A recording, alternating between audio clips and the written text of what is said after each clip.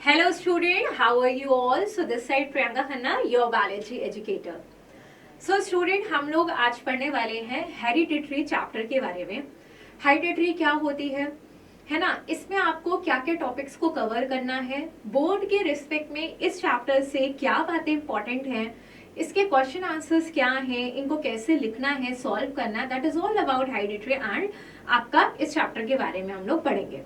So as we all know कि evolution वाला part आपके पार्ट कट चुका है. सो हेरिडिटरी क्या होती है, which is a very important topic. तो देखिए, इस चैप्टर को हम लोग ऐसे समझेंगे कि आपको ये चीज समझ में आ जाए कि what is the actual base of this chapter, है ना.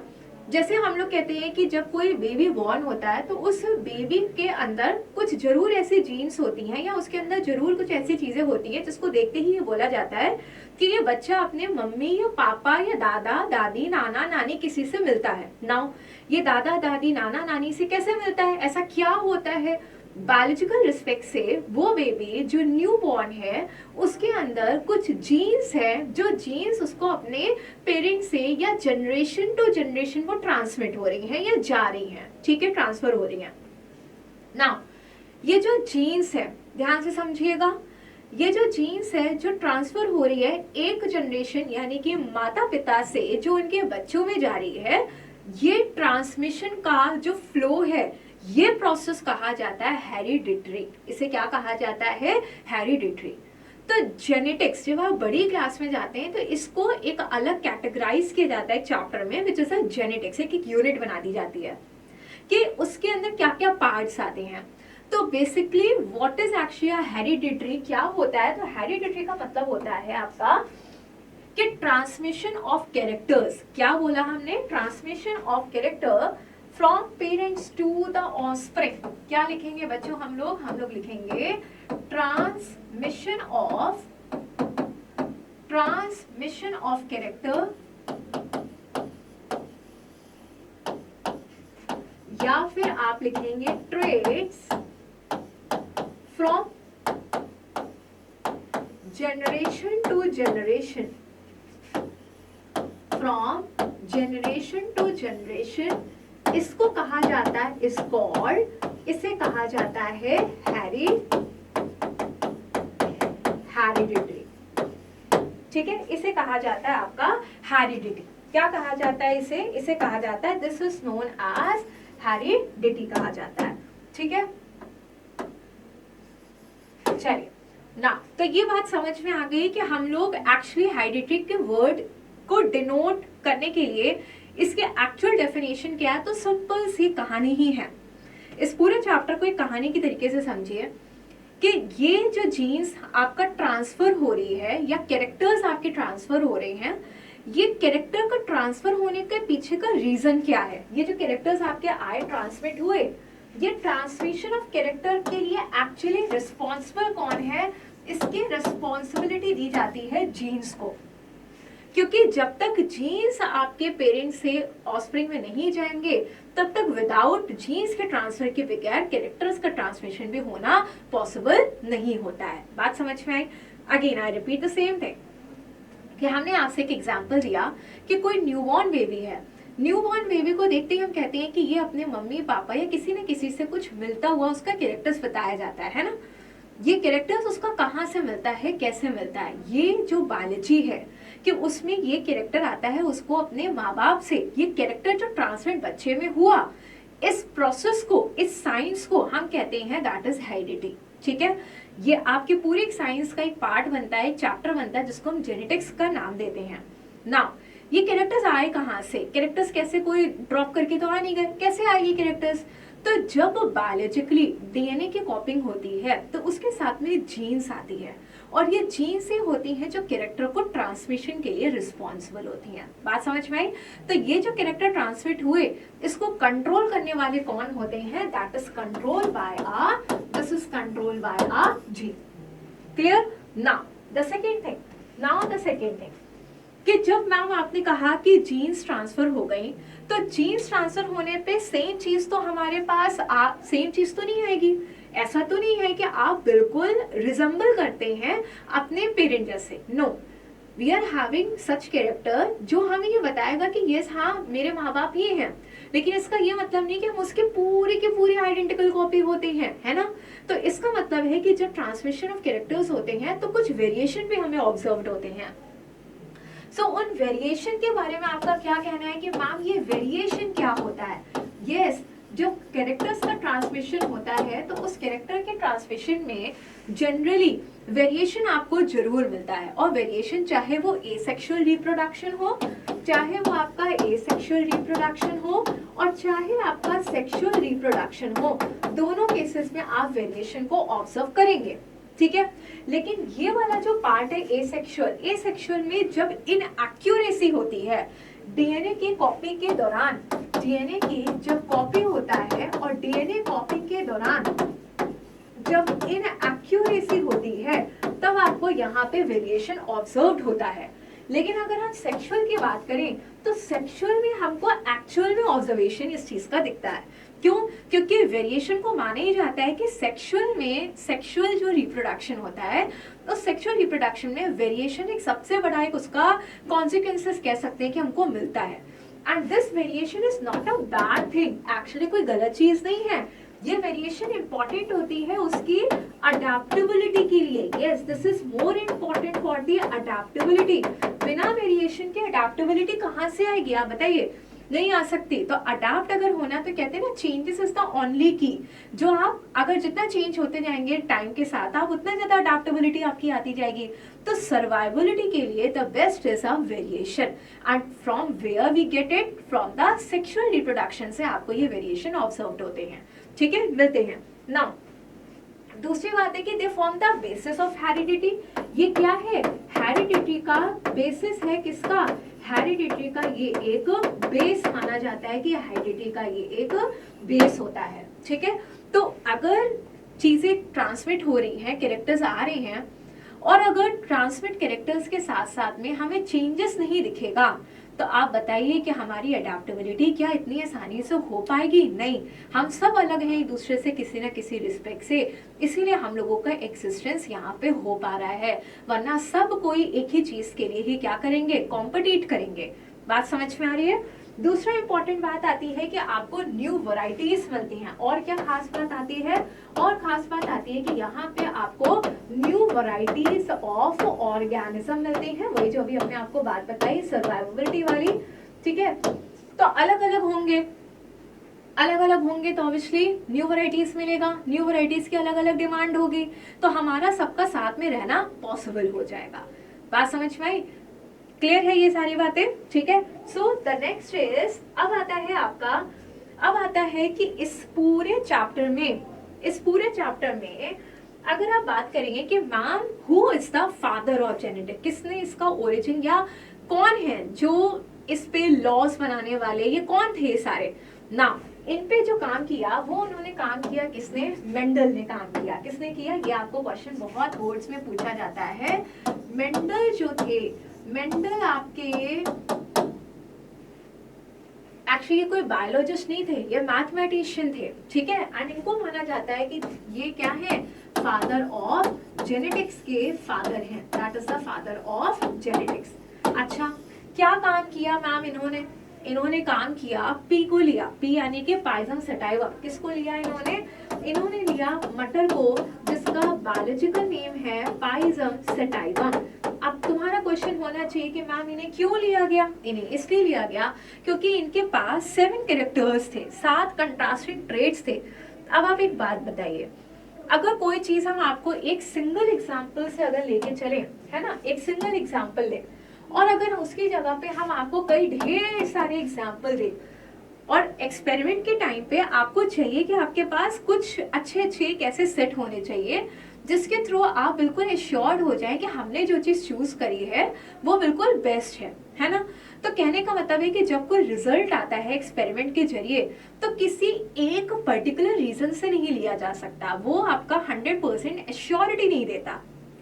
तो सिंपली मेंडल्स ने पाइजम सटाइवा के 7 कैरेक्टर्स पे काम किया, वो भी कंट्रास्टिंग ट्रेट्स वहां पे 7 कैरेक्टर्स के उसको मिले कि अगर हाइट टॉल है तो उसकी कंट्रास्ट कैरेक्टर वहां पे डार्कनेस भी दिखा, ठीक है। तो 7 कंट्रास्टिंग ट्रेट्स पे उसने अपना वर्क किया। Now the important point is कि मैम उससे मिला क्या, उससे 3 लॉस मिले। एक आ गया आपका लॉ ऑफ डोमिनेंस, एक आ गया आपका लॉ ऑफ सेग्रीगेशन, एक आ गया आपका लॉ ऑफ इंडिपेंडेंट असॉर्टमेंट। अब क्वेश्चन ये होना चाहिए कि इसके अलावा और क्या चीजें थी कि जो पी को लिया गया, क्योंकि उसका शॉर्ट पीरियड होता है, लाइफ साइकिल कम की होती है। तो अगर आप किसी को एक एक्सपेरिमेंटल ऑर्गेनिज्म लेते हो तो आप उसको वेट नहीं करोगे कि वो लंबा समय तक उसका जो ग्रो करके वो आएगा तब हम उसको यूज करेंगे। तो जितना शॉर्ट पीरियड होगा उसको उतनी तेजी से हम उसे यूज कर सकते हैं। बात समझ में आई? उसे ग्रो कराना इजली है, वो शॉर्ट लाइफ स्पैन है। So these are the reason through which उन्होंने मेंडल ने पाइजन को ऑप्ट किया। ठीक है, तो क्यों ऑप्ट किया? क्योंकि वो सेल्फ पॉलिनेट भी कर सकता है, उसमें सेल्फ पॉलिनेशन भी किया जा सकता है। ठीक है, सेल्फ पॉलिनेशन भी कर सकता है, वो क्रॉस पॉलिनेशन भी कर सकता है। ठीक, क्विकली वो क्या करता है, इजी तरीके से, क्विकली तरीके से ग्रो कर सकता है, इजी तरीके से कर सकता है। शॉर्ट उसकी क्या होती है, लाइफ स्पैन होती है। ये रीजन थे। और साथ ही साथ उसके हमने क्या देखे, 7 कंट्रास्टिंग कैरेक्टर्स को ऑब्जर्व किया और इसलिए पाइजन सैटिवम को चूज किया गया कि भाई ये बढ़िया एक्सपेरिमेंटल ऑर्गेनिज्म लिया जा सकता है। ठीक है, ये क्वेश्चन आपका पूछा जाता है। चलिए, अब आता है मेंडल्स ने कौन से 3 लॉ के बारे में आपको बताया। मेंडल्स ने 3 लॉस के बारे में बताया। 3 लॉ दिए मेंडल ने, 3 loss given by the Mendel. The first is a law of, क्या लिया, लॉ ऑफ डोमिनेंस। क्या लिया, लॉ ऑफ डोमिनेंस। दूसरा क्या लॉ लिया, दूसरा लिया लॉ ऑफ सेग्रीगेशन। ठीक है, लॉ ऑफ सेग्रीगेशन। तीसरा क्या लिया, लॉ ऑफ इंडिपेंडेंट असॉर्टमेंट। चलिए, क्या है ये, क्या है law of dominance, law of segregation? ध्यान से सुनिएगा। अभी हमने आपसे बोला कि इन्होंने कैरेक्टर्स लिए, है ना, 7 कैरेक्टर्स लिए एंड ये 7 कैरेक्टर्स के कंट्रास्टिंग फीचर्स उनको मिले। तो एक्सपेरिमेंट करना थोड़ा आसान पड़ गया।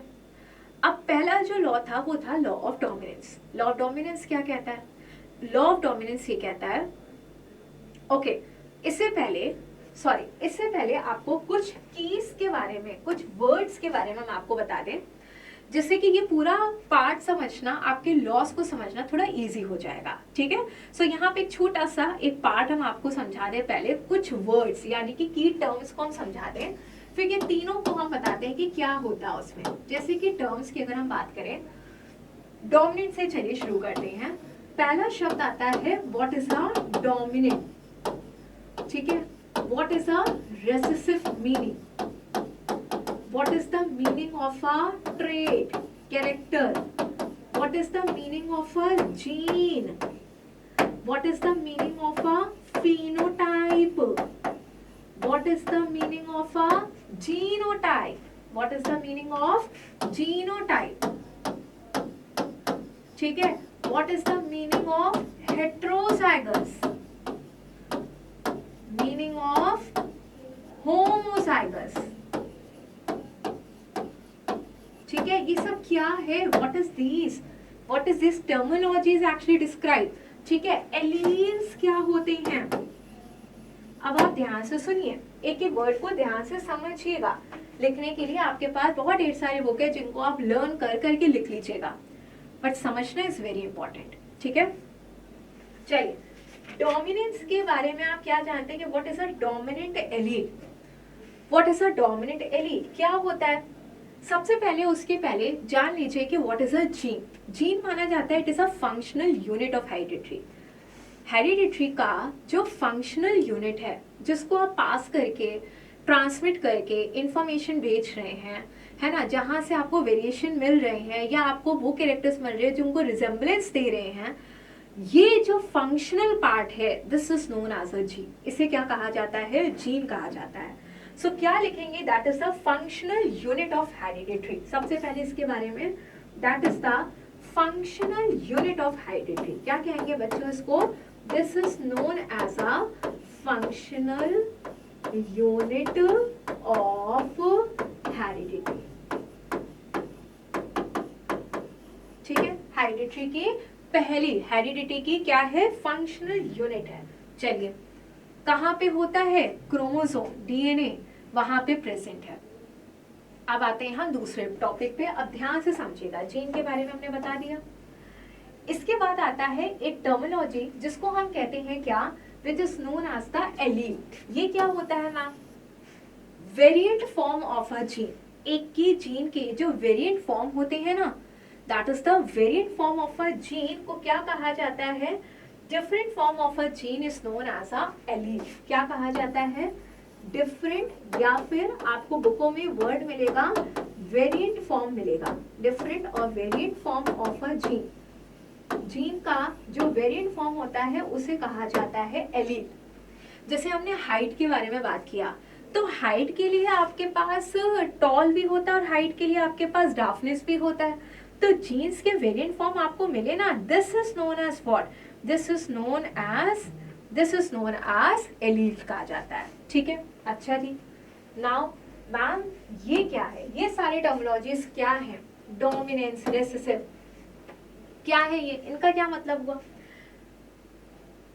चलिए, अब हमने एलील जो होते हैं उसको हमने बताया variant form of a gene, है ना। चलिए, हम इसके एग्जाम्पल के साथ आपको बात करते हैं। हमने बात किया, ये एग्जाम्पल सबसे बेस्ट एग्जाम्पल है, हमने ये लिया, ये वेरिएंट फॉर्म ऑफ जीन है ना, capital T small T gene के वेरिएंट फॉर्म है। एक टॉलनेस को रिप्रेजेंट करता है और छोटा वाला टी आपका किसको रिप्रेजेंट करता है, डार्कनेस को, बौनेपन को, ठीक है, शॉर्ट हाइट को। अच्छा, डोमिनेंट का मतलब क्या है, ध्यान से समझिएगा, what is the meaning of a dominant. Capital T जो, अब जब कभी भी आप जेनेटिक्स पढ़ेंगे तो जब भी कभी इस तरीके का आपको दिखेगा तो इससे जो रिजल्ट आएगा वो आएगा टॉलनेस, है ना। टॉलनेस क्यों आया, क्योंकि कैपिटल टी इसमें से वो रिप्रेजेंट करेगा कि मैं टॉल हूं भाई, और ये कहेगा कि मैं डार्क हूं। अच्छा, लेकिन जो इसका रिजल्ट बन के आएगा, पेड़ में दोनों बातें तो नहीं हो सकती। अगर एक कोई पेड़ है तो वो पेड़ या तो लंबा या तो छोटा या मिडिल हाइट का। हमने यहाँ पे दो बातें ली हैं, टॉलनेस और डार्कनेस। तो उसमें टॉल की भी जीन है और डार्क की भी जीन है, लेकिन जो एक्सप्रेशन हो रहा है वो किसी एक का हो रहा है। तो एक्सप्रेशन इस केस में किसका एक्सप्रेशन होगा, टॉलनेस का एक्सप्रेशन हुआ। लेकिन क्यों हुआ मैम, क्योंकि बेटा इन दोनों में capital T, this is which represent tallness, this is dominant over a recessive। आई मेरी बात समझ में, कि वो डोमिनेट हो रही है रिसेसिव के ऊपर। जैसे कि मान लीजिए घर में लड़ाई हुई भैया और बहन में, बहन क्या हो गई, चुप हो गई, भाई ने क्या किया, उसको डांट दिया, चल गई उसकी कहानी।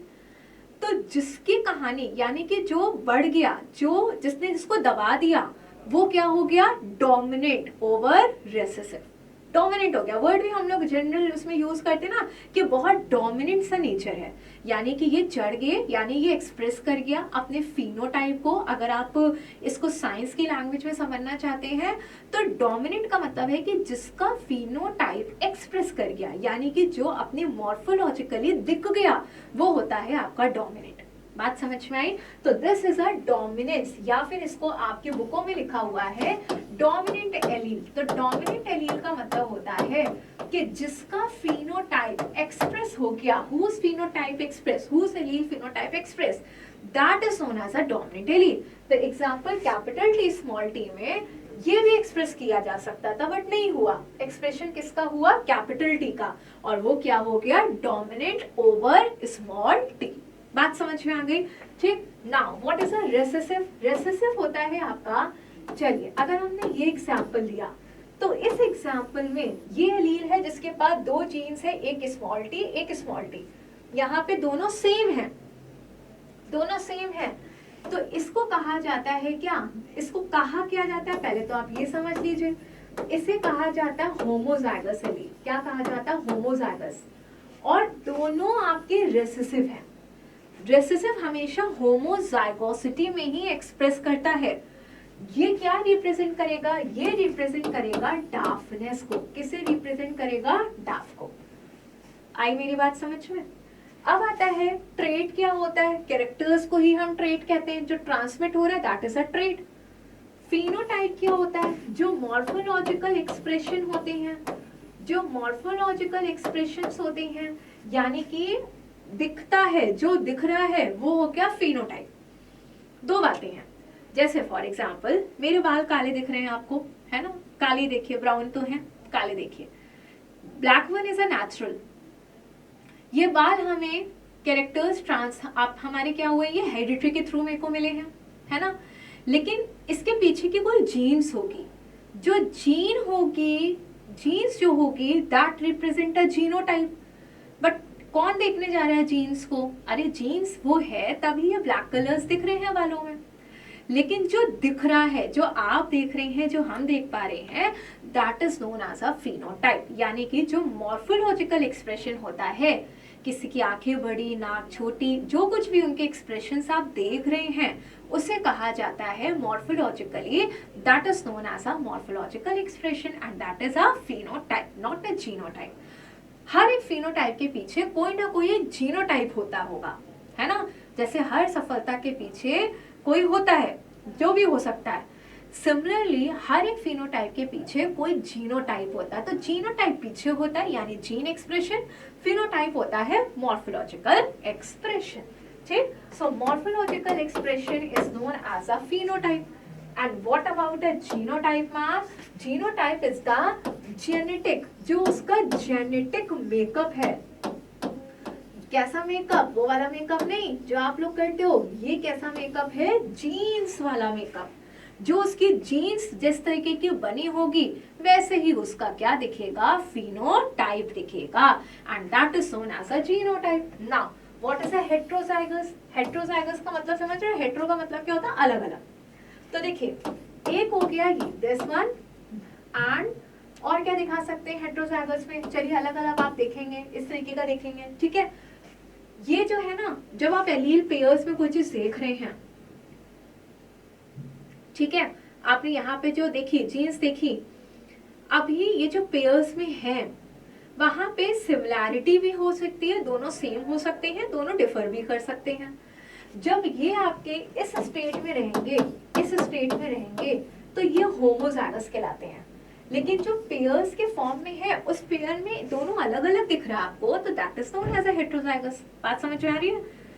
भावनाओं को समझने की पूरी कोशिश कीजिए, बिकॉज आपको डेफिनेशन लर्न करनी पड़ेगी and learning will be easy only after आप समझ पाएंगे चीजों को बेहतर तरीके से।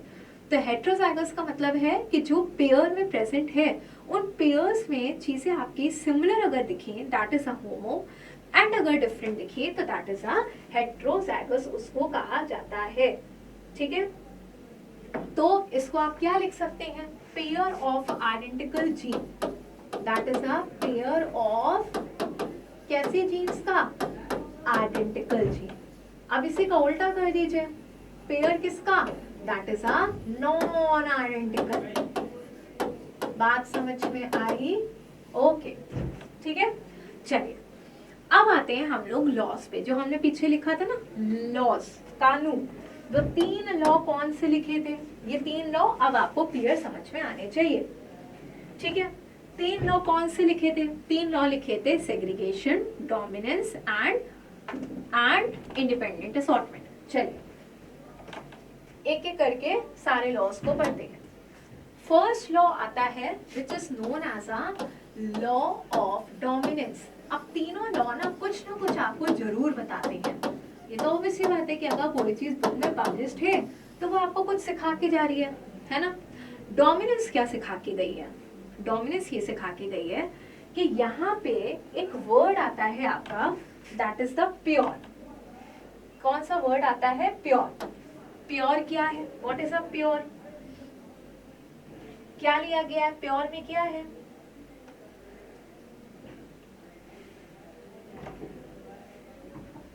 ठीक है, अब देखिए, ध्यान से देखिएगा, male and this is female. ये मेल का सिंबल है, ये फीमेल का सिंबल है। हमने यहाँ पे लिया है कैपिटल टी, यहाँ पे लिया है स्मॉल टी, यानी कि मेल के पास ये कैसी जनरेशन है, ये पेरेंटल जनरेशन है, ठीक है। मेल के पास कौन सी जीन है, दोनों के पास प्योर कंट्रास्टिंग ट्रेट्स है। क्या वर्ड बोला हमने, both are having a pure word का मतलब समझ रहे हो, contrasting traits, that is completely pure. ये कह रहा है कि मेरे पास कंप्लीटली होमोजाइगस डोमिनेंट है, ये कह रहा है कि मेरे पास होमोजाइगस रिसेसिव है, ठीक। अब यहाँ पे जो F1 जनरेशन बनती है, फर्स्ट फीमेल जनरेशन, ठीक है, पहली जो जनरेशन बनी, गैमीट्स बना, पहली जो जनरेशन बनी, वहां पे बना आपका दिस इज, दैट इज कौन सी जीन है, कैपिटल टी स्मॉल टी। ये रिप्रेजेंट करता है, कैपिटल टी हमेशा रिप्रेजेंट करता है किसे, ये रिप्रेजेंट करता है टॉलनेस को, एंड स्मॉल टी रिप्रेजेंट करता है किसे, डार्कनेस को। तो आइडियली क्या होना चाहिए, आइडियली कह रहा है कि हमारे पास दोनों चीजें हैं, लेकिन एक्सप्रेशन किसका होगा, किसी एक का एक्सप्रेशन होगा, और वो किसका एक्सप्रेशन हुआ, टॉल का। This is law of dominant. अभी हमने आपको क्या बताया था, भाई बहन में लड़ाई हुई, किसी में लड़ाई हुई, जो डोमिनेंट हो गया ओवर रेसेसिव के ऊपर, जो एक्सप्रेस कर गया अपने फिनोटाइप को। देखो फिनोटाइप में किसके पास ये था, फीमेल के पास कैपिटल टी यानी कि टॉल, इसके पास डार्कनेस थी।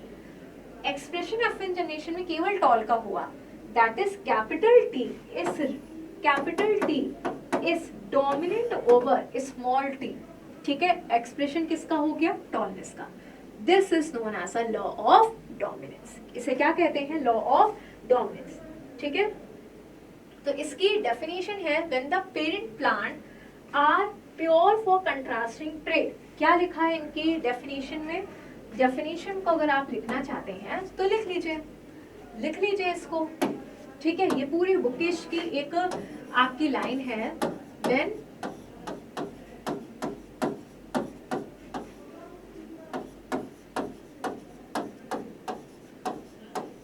Are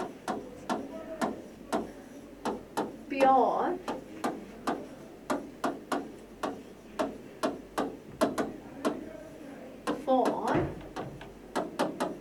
parent plant are pure for contrasting trait, only one form of the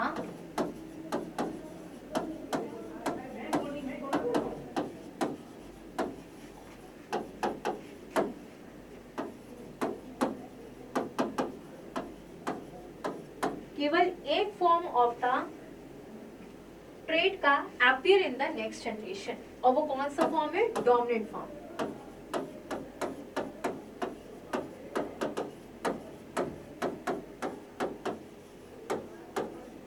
next generation में केवल एक फॉर्म ही आपको दिखेगा, ठीक है, और वो कौन सा फॉर्म होगा, डोमिनेंट। बात समझ में आई। तो पेरेंट प्लांट प्योर होते हैं फॉर कंट्रास्टिंग, मतलब दोनों के पास अपने कंट्रास्टिंग ट्रेट्स हैं, लेकिन प्योर है यानी होमोजाइगस फॉर्म में है। और जब आप उनको क्रॉस कराते हो तो उससे जो F1 जनरेशन मिलता है उसमें कैपिटल टी यानी कि जो डोमिनेंट है वो एक्सप्रेस कर जाता है। That's it, clear. चलिए नेक्स्ट आता है आपका law of segregation. What is a law of segregation, what is a law of segregation. दूसरा आता है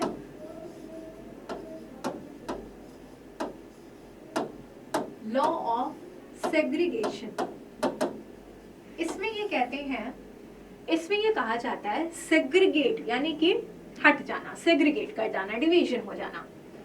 तो जैसे वहां पे capital T small T express कर गए, यहाँ कहानी खत्म।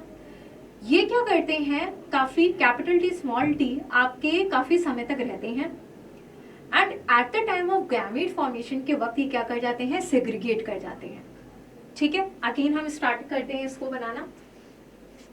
तो देखिए यहाँ पे हमने क्या किया, mail and female,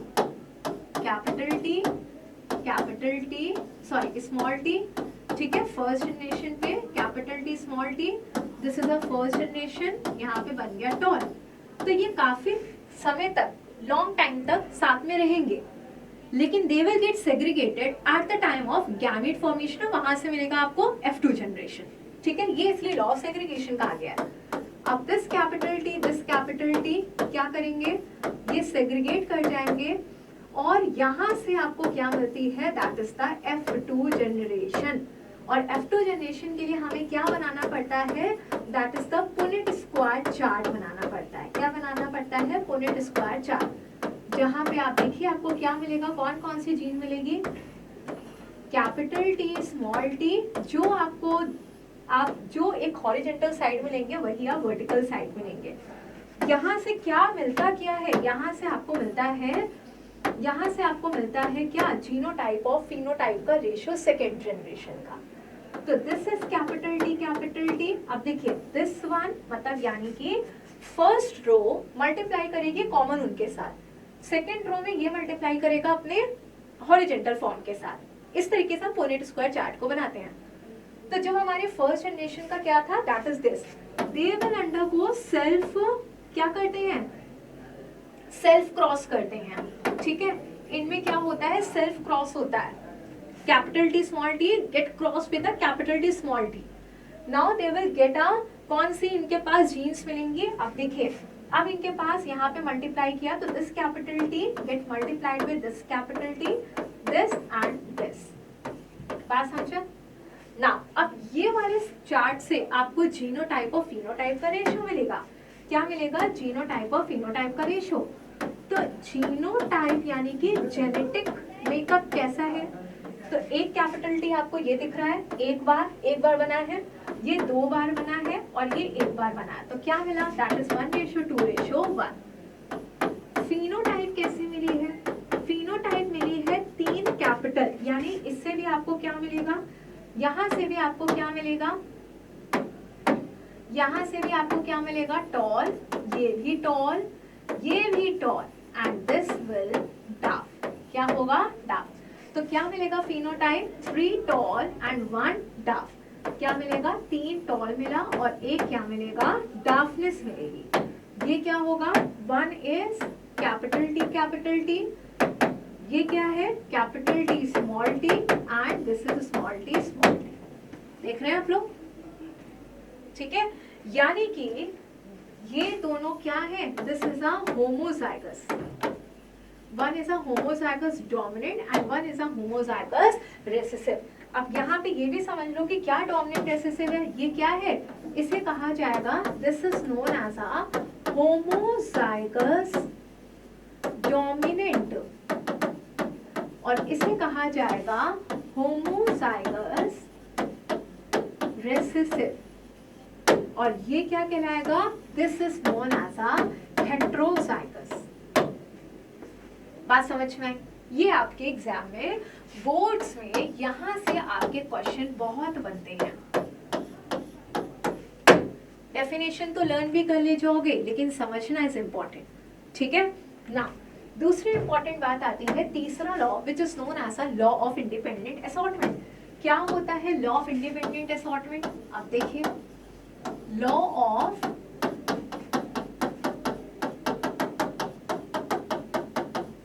independent assortment क्या कहता है, लॉ ऑफ इंडिपेंडेंट असॉर्टमेंट तो कहता है कि भाई यहाँ पे ओके, आपके बुक में 2 वर्ड्स और मेंशन किए गए हैं। एक को कहा गया है, this is also known as the monohybrid law. इसे कहा गया मोनोहाइब्रिड, यानी किसी एक ही कैरेक्टर्स के लिए हम बात करते हैं, मतलब जैसे यहाँ पे हाइट की बात करी तो हाइट की ही कंट्रास्टिंग हमने ले लिया, यानी कि हम किसी पर्टिकुलर एक ही कैरेक्टर्स पे ही फोकस कर रहे हैं, एक ही ट्रेट पे फोकस कर रहे हैं, ठीक है, वो भी कंट्रास्ट है। लेकिन ये वाला जो लॉ है, यानी कि दोनों लॉ आपके this law and this law both are the monohybrid law, क्योंकि यहाँ पे हम किसको फोकस कर रहे हैं बेटा, यहाँ पे फोकस कर रहे हैं केवल और केवल किसे, हाइट को फोकस कर रहे हैं, ठीक है, हाइट को फोकस कर रहे हैं। लेकिन अगर हम बात करते हैं लॉ ऑफ इंडिपेंडेंट असॉर्टमेंट की, तो this law is known as dihybrid law. इसे क्या कहा जाएगा, डाई हाइब्रिड। मतलब कि हम यहाँ पे दो ट्रेड्स लेते हैं, वो भी कंट्रास्टिंग। ठीक है, अब देखिए वो कौन से ट्रेड्स होते हैं जिनको कंट्रास्टिंग लेते हैं। One is a round and yellow. क्या लेते हैं, one is a round and green. One is a round green and दूसरा होता है आपका रिंकल्ड येलो। ठीक है, अब क्योंकि हमने आपसे कहा था ना 7 अलग कैरेक्टर्स होते हैं, तो किसी में पॉड का लेते हैं, सीड का लेते हैं, शेप, ये वो 7 कैरेक्टर्स उनमें लिए जाते हैं। ठीक है ना, ये हो गया आपका मेल का, this is male and this is of female. क्या है ये कैरेक्टर्स, क्या डिफाइन करता है, ये कैरेक्टर्स डिफाइन करता है round and what is round and green. This is round की जगह पे कैसा हो जाएगा उसका शेप, रिंकल्ड। क्या हो जाएगा, रिंकल्ड। एंड ग्रीन की जगह पे क्या होगा, येलो। तो आप देख रहे हैं राउंड एक तरफ, दिस वन जिसका कंट्रास्टिंग, ये तो दो ट्रेड्स लिए हैं। एक हमने शेप की बात करी है और एक हमने किसकी बात करी है, कलर की बात करी है। तो यहाँ पे डाई हाइब्रिड यानी कि दो कौन से ट्रेड्स आपने लिए हैं, 2 ट्रेड्स लिए हैं। क्या क्या, शेप लिया है, ठीक है, और क्या लिया है, कलर लिया है।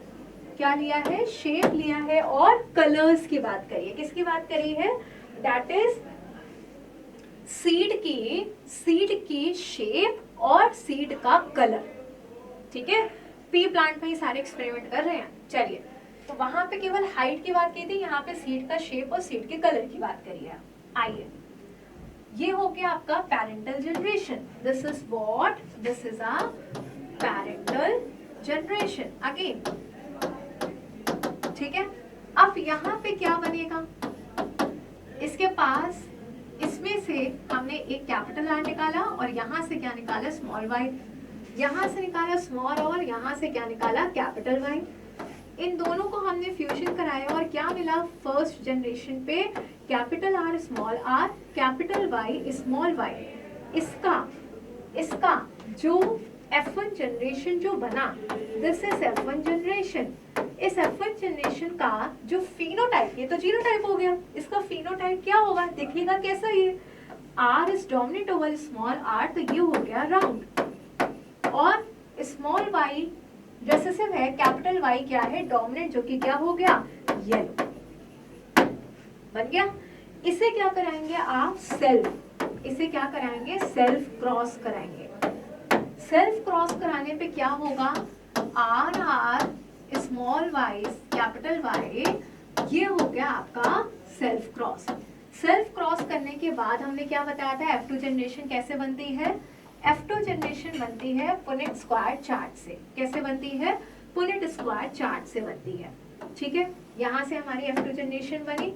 इस F2 जनरेशन में हमें कितनी सेग्रीगेशन हुआ, ठीक है, हमें यहाँ पे कितनी टाइप के जीन्स हमें मिलेगी, यहाँ मिलेगी आपको capital R capital Y, capital R small Y, small R capital Y, small R small Y. Same जो आप ऊपर लेंगे अगेन वही नीचे लेंगे, क्या हो जाएगा, this one.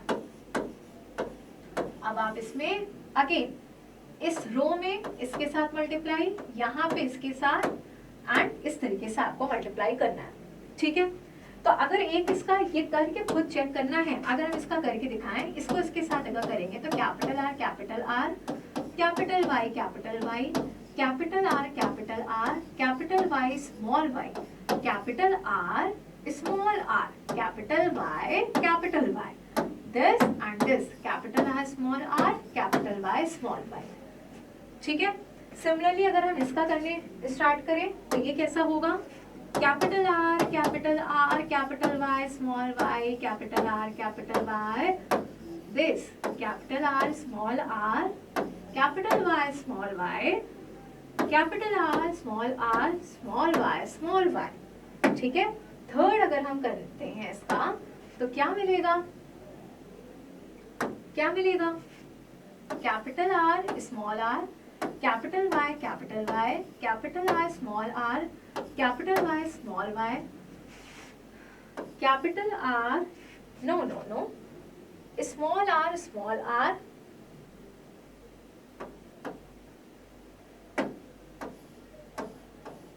yes small r capital Y small r capital Y small y. ठीक है, next is capital R capital Y small y, capital R small y, small r capital Y small y, small y. बन गया ये पूरा? कर लीजिए अब आप इसका, कर लीजिए। क्या करना है? यस क्या करना है? दिस आर इज डोमिनेंट, ये पूरे ही डोमिनेंट है, तो ये क्या बनेगा? राउंड और ग्रीन। ये क्या बनेगा? राउंड और ग्रीन। ये क्या बनेगा? Round and green. ये क्या बनेगा? राउंड और green. This again round and green, round and, इसको चेंज कर दें, this will round and yellow. ठीक है, ये क्या बनेगा? Again round and green, round and yellow. देख रहे हैं? स्मॉल वाई जहां पे होगा वो येलो होगा ना। ठीक है, so again this will round and green. क्यों बच्चों? राउंड एंड ग्रीन हो जाएगा। ठीक है, राउंड एंड ग्रीन, wrinkled, यहाँ पे क्या आएगा? That is a wrinkled and green. ये क्या आ जाएगा? wrinkled and green. ठीक है, ये क्या आ जाएगा? wrinkled and green. Again round and green, round and yellow, and ये क्या आ जाएगा? wrinkled and yellow. ठीक है, सो इसका अगर हम बात करते हैं फिनोटाइप क्या बना, तो फिनोटाइप कितने बने? 1 2 3 4 5 6 7 8 9 9:3:3:1। ये तो बनेगा आपका फिनोटिपिक रेशियो, जो आपके एग्जाम में पूछा जाता है। आप चेक कर लीजिएगा। That is round and yellow, round and green, sorry, round and yellow. ठीक है, राउंड एंड येलो। देखो एक ये वाला, this one and this one. ठीक, round and yellow. Third is wrinkled green. This तीन बना, and one is for wrinkled and yellow. ये होगा आपका this one. बात समझ में आई? ये हो गया फिनोटाइपिक रेशियो, और आपको ये बनाना पड़ेगा।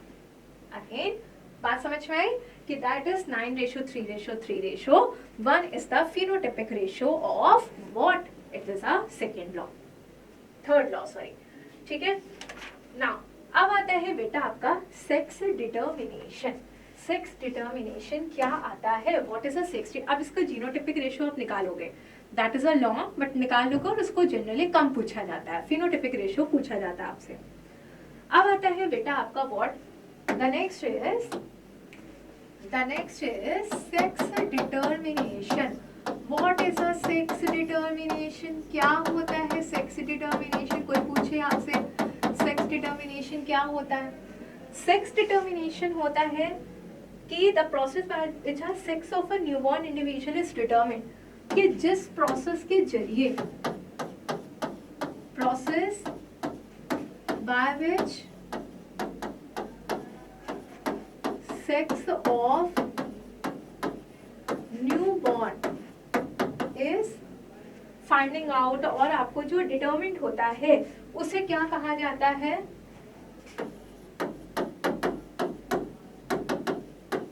इस कॉल्ड, क्या कहा जाता है? इसे कहा जाता है, this is called sex determination, जिसके थ्रू सेक्स किसी भी न्यू बॉर्न का आइडेंटिफाई किया जाता है। एक ऐसा प्रोसेस, उसे कहा जाता है सेक्स डिटरमिनेशन। अच्छा जी, क्या होता है? देखिए बहुत इंटरेस्टिंग है, ध्यान से समझिएगा। हम लोगों में टोटल नंबर ऑफ क्रोमोसोम्स कितने होते हैं? टोटल नंबर ऑफ क्रोमोसोम्स कितने होते हैं बताइए? टोटल नंबर ऑफ क्रोमोसोम्स कितने होते हैं? We are having a 46, total chromosome 46 होते हैं। अगर हम इसमें पेयर्स की बात करेंगे तो कितना बनेगा? 23 का पेयर बनेगा। इस पेयर को आप कैसे डिवाइड करेंगे? इस पेयर को हम डिवाइड करते हैं 22 में और एक 22 पेयर एंड एक पेयर में करते हैं। 22 पेयर में ये जो 22 पेयर होता है, इसे कहा जाता है ऑटोसोम। सब में एक सा होता है, लेकिन जो 1 पेयर है, this one pair is known as sex chromosome। क्या कहा जाता है? Sex chromosomes. ये 1 पेयर में दो बातें हो सकती हैं, इसमें दो बातें हो सकती हैं, इस 1 पेयर में दो बातें हो सकती हैं। एक या तो XX हो सकता है, एक या तो XY हो सकता है। जो XX होता है इसे कहा जाता है कौन सा? ये बताता है कि वो फीमेल है, और XY क्या बताता है? ये बताता है कि मेल है। तो इन दोनों क्रोमोसोम में सबसे खास क्रोमोसोम कौन निकल के आता है? सबसे खास होता है ये, दिस इज द Y। यही एक्चुअली क्या करता है? सेक्स को एक्चुअली डिटरमिन करने के लिए सबसे ज्यादा काम आता है, because X is common in both male and female, दोनों में कॉमन है। बात समझ में आई? ये कहानी अगर समझ ली तो आप इसके क्वेश्चंस कर ले जाएंगे। टोटल नंबर ऑफ क्रोमोसोम्स कितने होते हैं? टोटल नंबर ऑफ क्रोमोसोम 46 होते हैं। पेयर्स कितने होते हैं? 23 का पेयर तो 46 बनेगा। उस 23 पेयर में 22 पेयर ऑटोसोम है, सब में सिमिलर है। 1 पेयर जिसे क्या कहा जाता है? सेक्स क्रोमोसोम कहा जाता है।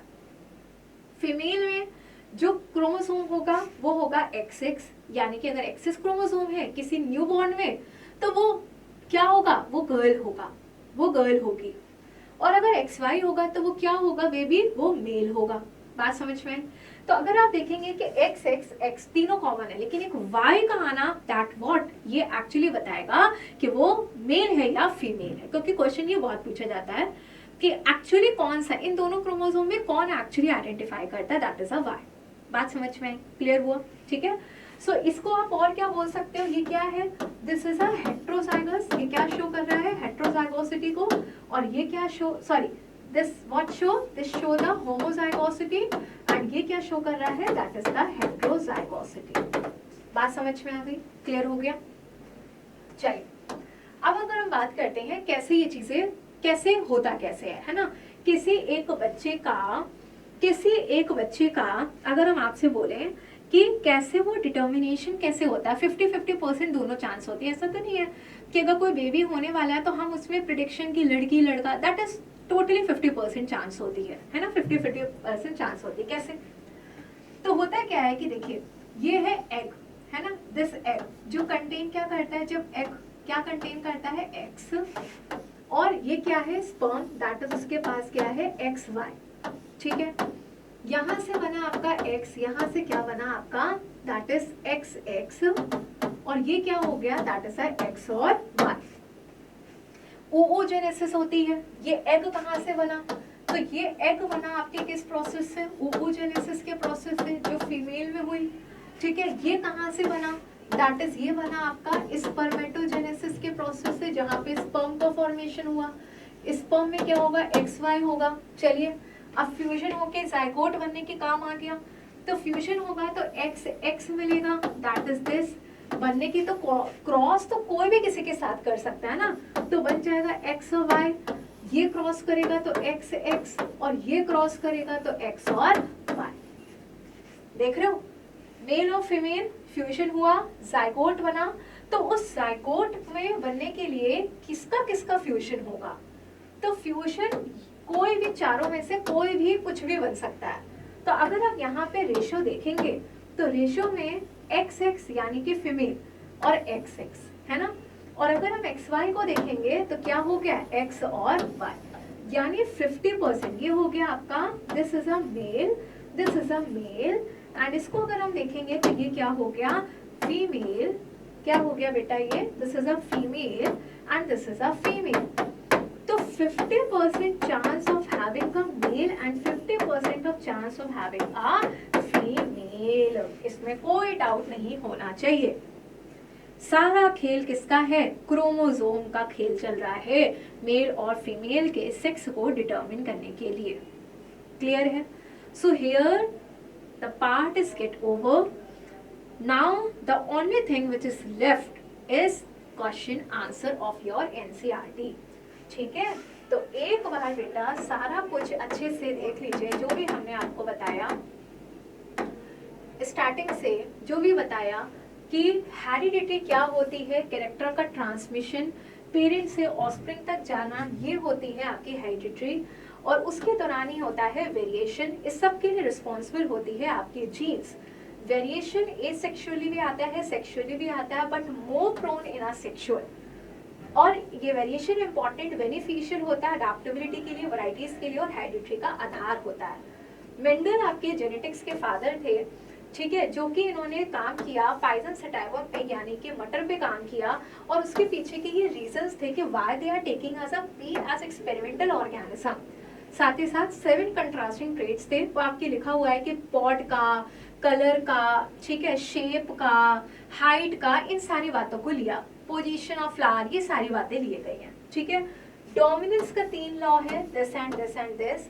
इन तीनों लॉ को हमने आपको अच्छे से समझा दिया। ऐसे क्वेश्चंस आपके बहुत अच्छे बनते हैं, आपको वो डेफिनेशन लर्न करनी है और ये प्रोसेस बेसिकली आपको लर्न समझना है, विच इज इम्पॉर्टेंट। ठीक है, and law of independent assortment. अच्छा, इसे इंडिपेंडेंट असॉर्टमेंट क्यों कहा गया?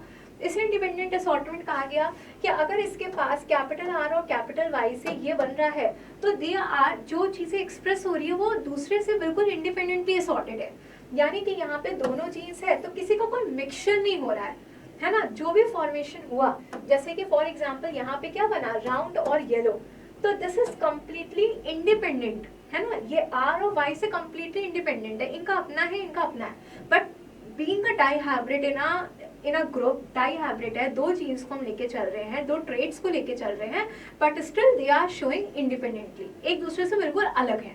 बात समझ में आ रही? Therefore this process known as independent assortment. Now इनका आपसे फिनोटाइपिक रेशियो का पूरा ये पूछा जा सकता है, सेक्स डिटर्मिनेशन क्या होता है एंड कैसे हम सेक्स को डिटर्मिन किया जा सकता है, हमने प्रोसेस बता दिया। एग, एंड ये हो गया आपका sperm, this is egg, this is sperm. Sperm के बनने का जो प्रोसेस होता है इसे कहा जाता है स्पर्मेटोजेनेसिस प्रोसेस के जरिए बनता है, and this is form by a process of oogenesis, जहाँ पे जाइगोट जो बनेगा, उस जाइगोट के अंदर प्रोबेबिलिटी इन चारों में से किसी की भी हो सकती है। How the crosses actually done, कैसे क्रॉस होता है, ये सारी बातें हमने यहाँ पे दिखा दी, and therefore there is a chance of 50% of both male and female. ठीक है, so here the topic is getting over and these are the terminologies जो हमने आपको यहाँ पे समझा दी है। बात समझ में आई? क्लियर हुआ? सो बेटा ये सारी चीज है। नाउ इसके बाद हम लोग करेंगे क्वेश्चन आंसर्स के बारे में। क्वेश्चन आंसर्स का नेक्स्ट आपका वीडियो होगा जिसमें हम इस चैप्टर के पूरे क्वेश्चन आंसर्स आपके साथ डिस्कस करेंगे। So thank you so much. जल्दी ही मिलते हैं हम अपने नेक्स्ट वीडियो के अंदर, जहाँ पे हम इस चैप्टर के क्वेश्चन आंसर आपके साथ डिस्कस करेंगे। Thank you so much.